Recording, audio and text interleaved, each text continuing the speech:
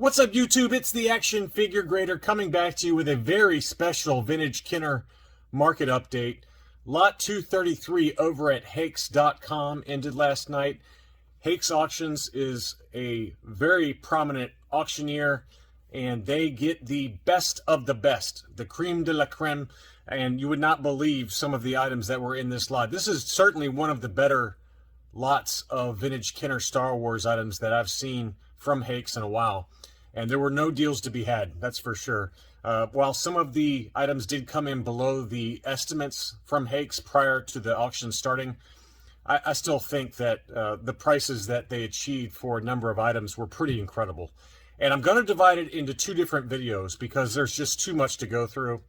I'm going to do this video that we're watching now, that you're watching now, on vintage pre-production items. So we got engineering samples, we've got prototypes, first shots, that kind of thing, and there are some really cool items that are truly one-of-one type items that sold. And then we'll talk about more of the standard license, mint on cards, things like that in a separate video tomorrow.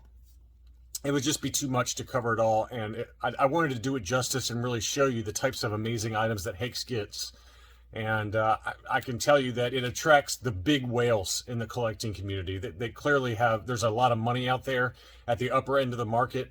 And I think that these final prices show that the high end of the collecting market for vintage Star Wars items is alive and well, and is stronger than it's ever been, in my opinion. But let's go ahead and dig right in without too much more introduction. I wanted to start with this one. This is a really cool item that was graded by Collector Archive Services. And this was a Taiwan Luke Skywalker engineering pilot, and it was encapsulated with a business card for Stephen Gimperline, the quality control engineer. So a very unique item and kind of a custom thing, but so you got a, and as I've talked in other videos, the true engineering pilots for, especially the first 12, they had, writing on the bottom of the foot. And you can see that there. There's a number 2 there. So, as you guys know, I've got a double telescoping Luke Farm Boy that was found with these kind of prototypes, but it was not labeled. It was not numbered like this on the bottom of the foot. So, it was labeled by the CIB, Collectibles Investment Brokerage, COA, that it was found with figures like this, but the one I have does not have that number, and so the price, of course, is reflects that. So this is an engineering pilot with business card. It was graded 70 by CAS, and the final winning price. Now, all the prices I'm going to go through in this video include the 18% buyer's premium, so keep that in mind. Hakes is pretty expensive when it comes to the buyer's premium. You gotta, whatever you bid, you gotta add 18% on top of that, plus pay for this packing and shipping. And in certain states, you also do have to pay sales tax. So you got to keep all that in mind and make sure before you bid on Hakes that you check out their closing procedures and kind of all their, legalese and things like that. Luckily, I'm in a state where there's no sales tax charge, and I did bid on a few items. I didn't win any of them because the prices just got too high for me. But keep that in mind if for future lot auctions future auctions that Hakes has, that you got to pay an 18% buyer's premium. You got to pay packing and shipping fees, and for some states, depending on where you are, you do have to pay taxes. But anyway, this price includes, and all the prices include the buyer's premium. This one sold for $25.09. I thought that was a pretty good price, really, for an engineering pilot Luke Farm Boy. Pretty unique item and a great price there. Here's another really cool one. This was a Darth Vader, and it had a prototype. A prototype double telescoping saber. So the standard licensed double telescoping Vader with the DT saber goes for a lot of money, and this is a prototype saber, and it's been confirmed by CIB, as you can see here, where it says prototype double telescoping saber. It was only a 40 grade, but the reason for that is the outer saber shaft is pre-production with circles on the saber. A small portion of the inner filament remains stuck inside. It cannot be removed for authentication. So that hurt the score because the inner saber filament that usually comes out is stuck inside. So that's why the score was so low. And it did come in within the range that Hakes had for it. The Hakes value code range pre-auction was $5,000 to $10,000. It came at the low end of that of $5,500. I thought that was a pretty good price too. I mean, you know, again, when I say a good price, you're not talking to an expert on this kind of stuff. I don't know much about pre-production really. I've got very few pre-production Kenner items in my collection just because of the price tag, and I don't spend that kind of money. But I think for what it is, that's a pretty decent price given what I know that normal double telescoping Vaders sell for. To get a pre-production saber with the Vader is pretty cool item, and I think that was worth every penny for those that had that kind of money. Another one I thought that was a pretty decent price. This one sold for $1,180. This was a CAS 80 plus engineering pilot red Snaggletooth. So that's what this is right here, and you know, it's got the markings on the bottom of the feet as we've talked about already with that Luke Farm Boy. And this was graded 80 plus. You can see it's noted there on the label by CAS as engineering pilot prototype. And not only did it have a authentication letter from from Collector Archive Services, but it also had the CIB engineering pilot certificate of authenticity. I can't talk. It says figure verified to have originated from Kenner employee. Right foot has U, and left foot has 11. So. And this one sold for $1,180 with the buyer's premium. That price actually came in below the value code, but I think that value code of $2,000 to $5,000 was probably too high. I've seen the red snags in a engineering pilot. I've seen that come up pretty regularly. That's not one that's too particularly hard to find, and $1,000 is usually about the going rate for a high grade engineering pilot red Snaggletooth. So I think that one came in slightly, actually, in my opinion, slightly above market once you factor in the buyer's premium. Here was another really cool one. This was a die-cast land speeder, and it was also a first shot prototype. So what a cool item this was. It was missing the windshield, which we'll show you in a second, but this was a true a first shot prototype land speeder of the diecast from the diecast line in the late 70s. So very cool to see that. It's got the same kind of ramp style encasement from Collector Archive Services like I have for my standard license ones. I've got the Slave one, the Vader's tie, and the Snow Speeder. But this was a prototype, a first shot prototype. So we're talking a whole new level here of cool. And here's the CIB. This one again came with a CIB also. This one says this item can be traced directly back to an ex-Kenner employee and has also been examined in person to determine authenticity. And the other thing to keep in mind is that this one did not have any date stamps on the bottom of it. So you can see here that this is a true first shot since it didn't have any of the date stamps or anything like that on the bottom of the die-cast piece. So really cool item. The value code for the, when I say value code, that's what Hakes estimates the value to be prior to the auction starting as to where it's going to go. This one again came in below that value code of $2,000 to $5,000. This one came in at $1,706 with the buyer's premium. I thought again that for what that is and how rare that is, and not having any date stamps, so this is truly an early production piece, a pre-production piece before the manufacturing process really got rolling. I would have paid that all day if I had that kind of budget. So a really neat item there. This is one that was gorgeous. This was an AFA 85 plus unpainted Luke in his Hoth battle gear first shot prototype. So wow, what an awesome item. The value code was $10,000 to $20,000. It came in at $9,086 after the buyer's premium. But look at this amazing item. How beautiful is that? And I've seen a few of these actually. I've seen a few of these over the years, and it typically. For a high grade, I think I saw one that was an AFA 90 owned by a buddy of mine named Ryan that I think he got 10,000 or so for it. So this one kind of came in right below that, and it was slightly lower grade. This one, I assume the weapon was, nope, here it is. The weapon is production and was paired with first shot for display aesthetics. So the weapon was not a first shot prototype, and I'm glad that the CIB mentioned that, because the one that my buddy Ryan had was an AFA 90, and it did not have the weapon at all. and I think he got 10,000 or in that ballpark a year or so ago. So this one came in slightly below that, but you know, it was a very slightly lower grade. But I mean, give me a break. What an awesome item. Would love to have something like that in my collection, but that will never ever happen unless I am interested in getting a forced divorce. Here was another really cool one that I thought was pretty fair price. This was a first shot Bespin guard, black, but it had like prototype brown skin. You can see how light that skin is, and it had, you know, a very different paint scheme to the face versus the standard figure, and it had a lot of yellowing on the torso, so that's what probably brought the score down. You can see here it's got some pretty heavy yellowing around the torso, but absolutely a cool item nonetheless. Light brown skin is what's noted on the AFA label. It was graded 75, and it was Hong Kong figure. So what a cool item. But that one sold for $1,970 after the buyer's premium. Again, slightly below the value code there.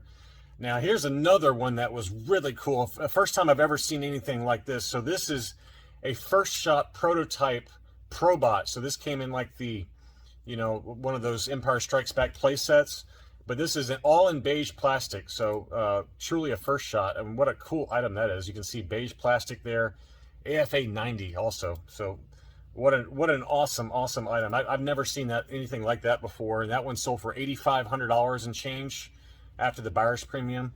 The value code on that was between 5 and 10, so kind of right in the middle there.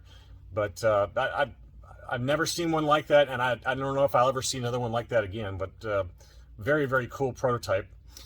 Here was a unpainted Leia Bausch that had unpainted torso and limbs, first shot, and another one that comes up fairly regularly. It's not that rare, but very cool. It's got the unpainted helmet there, and what a gorgeous item that is. That's got the Hong Kong date stamp. So that was graded 75 plus. It had the CIB also. That one came in at $3,100 and change, so well below the value code. I think that value code was way too high for a prototype Bausch. I've seen that very regularly come in below $5,000 for other examples. So I think that number was a little aggressive, but a really nice item.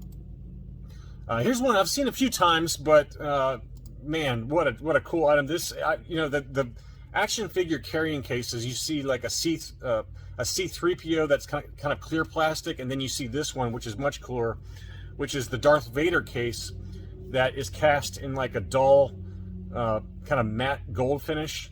I've seen a few of these over the years, and what a cool item that is. So here's the Vader's collector's case, first shot, dull gold plastic, graded 80 plus with an archival case. But man, what a cool item. That one sold for $9,735, again slightly below the value code, but wow, what an amazing prototype to have. So you'll see those pretty regularly, but they're not cheap items. I mean, I can't imagine there's many of those out there.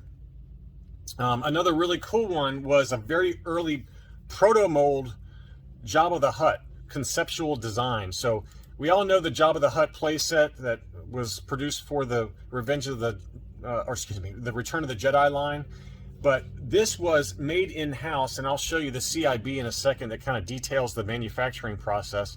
This was made in-house by Kenner as they were first starting to design that Jabba the Hutt playset. So you can see it's a totally different mold, very early proto mold conceptual design, as it's labeled here on the AFA label, graded 85. But wow, this is another one that I've never seen before. Got a really cool kind of, it shows the bottom of it with these weird kind of suckers on the bottom of Jabba.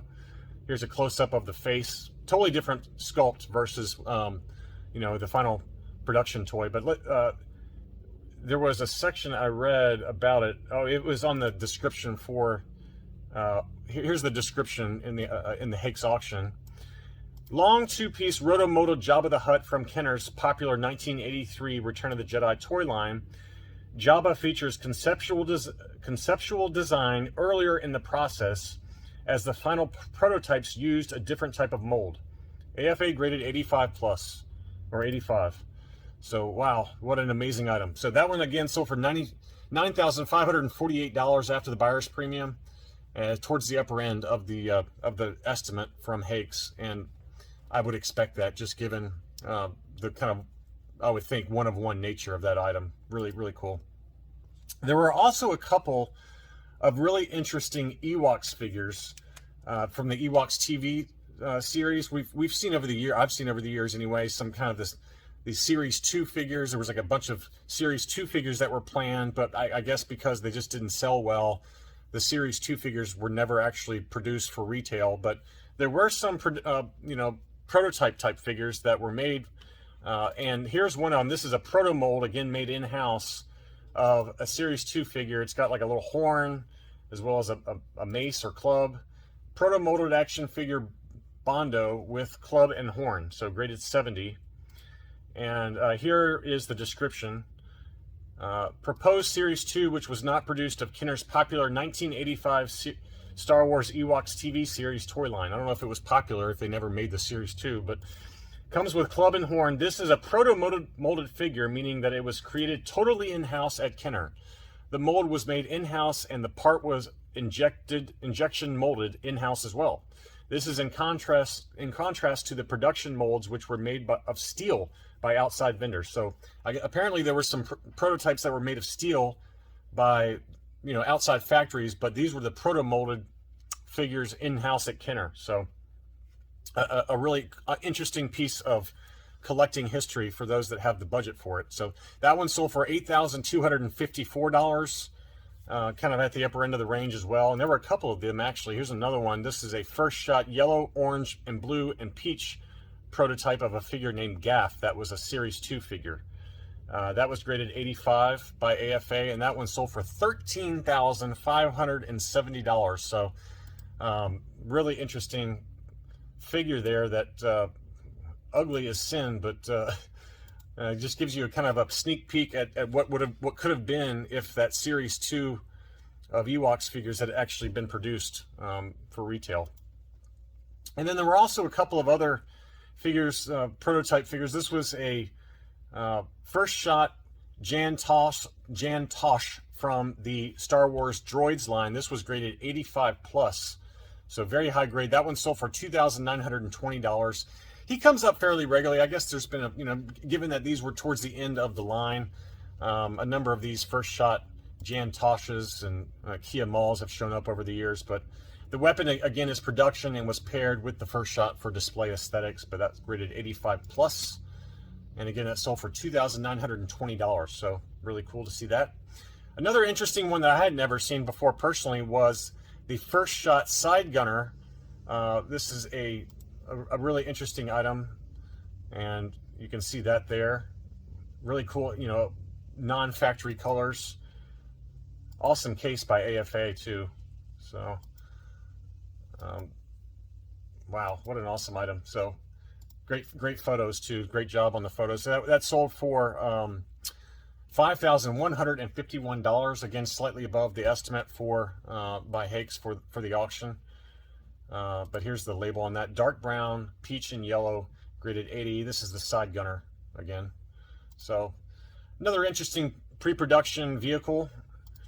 Another really cool one that was not graded, but it did come with a collectibles investment brokerage letter of authenticity, was this Jawa Sandcrawler. And this price came in a little bit lower than I expected. This was from the Gus Lopez collection. Gus Lopez has a pretty amazing collection of vintage Star Wars items.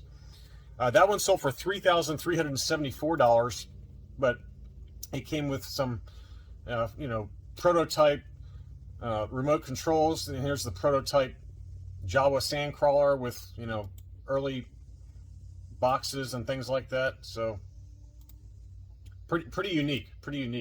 But given where just the licensed ones sell for, graded, I would think that would have sold for closer to the value code from Hakes of $5,000 to $10,000, but that came in well below. Maybe it's just because it was out of the box. I don't know, but it wasn't within a graded case. But it said no markings on remote control, and remote control antenna has a texture which differs from production. So very nice detailed CIB for that item, and truly incredible. But last one there, this is another item that you don't see often, and this is the display stand for the Empire Strikes Back. And I think these did make it to retail, because I've seen a few of these boxed and things like that. But this is the Empire Strikes Back display stand, And but this was used at a toy fair apparently. I'll show you the notes on that in a second. But this has the Rebel Commander, Dengar, AT-AT Drover, Ugnaught, Leia Organa in her Hoth gear, Han Solo, Bespin, Yoda, Imperial Commander, Lobot, and the 2-1B medical droid. So the production examples of this go for extreme money. I mean, really, really expensive. And this one, let's see, I thought it said it was used at a, yeah, this example was used at Kenner's toy fair display. And it did come with a letter from Tom Derby over at AFA. So, but yeah, these Empire Strikes Back display stands kind of, they pop up very irregularly. And when they do, they're very, very expensive. But I saw a boxed example that Boss Bounty showed me a while back, and that was really cool. But anyway, this one sold for $15,720, about triple what the value code was. So big money. And I don't, you know, a lot of these items that we talked about in this video, we probably will never see ever again. I mean, in my opinion, it's just these types of stuff, these pre-production Kenner items. While some of them were common, some of them were not. Like this, I don't know if we'll ever see a pre-production Empire Strikes Back display stand again. It's just, you know, one of one type of items. So Hakes attracts, you know, not only do they attract the big money in terms of the buyers, but, you know, if I was an owner of these kind of items, I think that the prices that they got in this auction for pre-production items, there's no question you'd have to use Hakes for you know, if you're a seller. So they just seem to bring in the right kind of buyer for these types of items. But anyway, we'll do another one tomorrow, hopefully, on just some standard license mint on card figures that I was tracking. I did bid on a few, like I said, but I didn't win anything. But if you like this kind of information and you're new to the channel, welcome. I encourage you to subscribe. It really helps out the channel. And for those of you who are existing subscribers that enjoy these kind of updates, thank you again for watching. And thank you again to my Patreon supporters for all the channel support. And we'll be back soon.